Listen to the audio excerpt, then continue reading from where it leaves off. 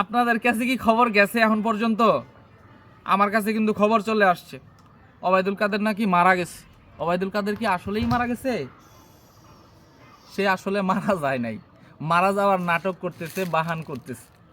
কিছু নিউজ কর্মী যারা আপনার দালাল, তারা চক্রান্তমূলক এই বিষয়গুলো করতেছে যে উনি মারা গেছে। উনি কিন্তু মারা যায় নাই, ভুয়া নিউজ বের করছে।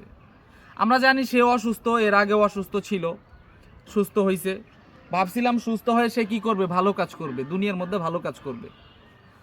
কিন্তু এমন কাজ করলো যে ওনার দলই নষ্ট হয়ে গেল, মানে দলই নাই আর। উনি কিন্তু মারা যায় নাই, ভুয়া নিউজ বের করছে। আপনারা সবাই সাবধানে থাকবেন, এই ধরনের ভুয়া নিউজের মধ্যে কি দিবেন না, কান দিবেন না।